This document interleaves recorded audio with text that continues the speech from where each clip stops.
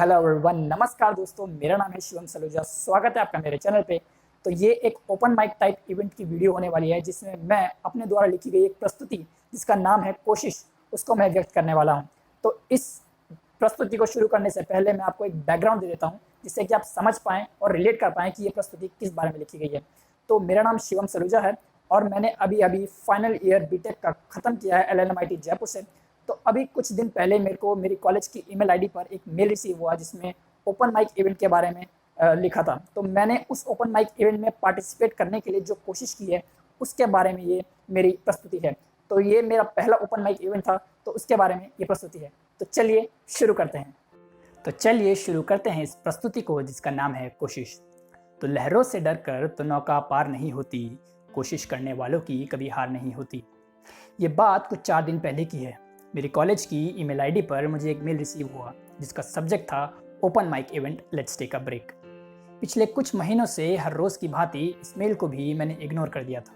हाँ, इस मेल को भी मैंने अनदेखा कर दिया था, मानो रिश्ता ख़त्म हो गया हो कॉलेज से, क्योंकि हमारी कॉलेज लाइफ का अंत ही कुछ इस प्रकार हुआ था।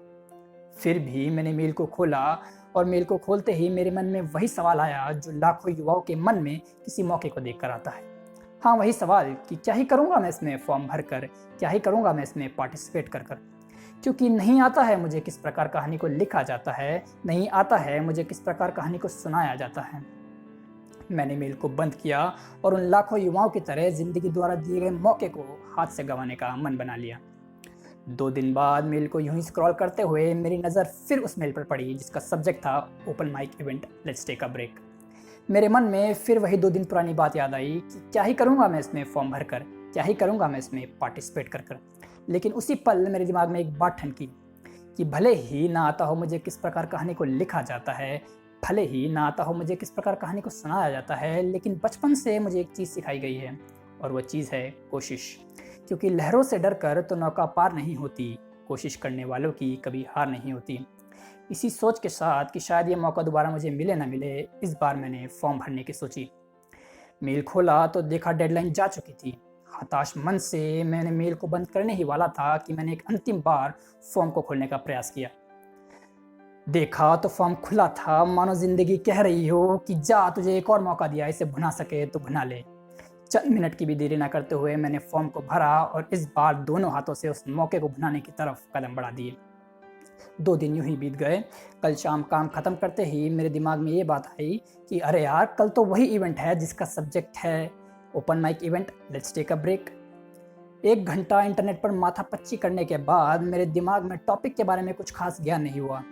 इसी सोच में कि किस टॉपिक पर बोला जाए, मेरे दिमाग में फिर वही 2 दिन पुरानी बात याद आई कि भले ही ना आता हो मुझे किस प्रकार कहानी को लिखा जाता है, भले ही ना आता हो मुझे किस प्रकार कहानी को सुनाया जाता है, लेकिन मुझे कोशिश करना आता है।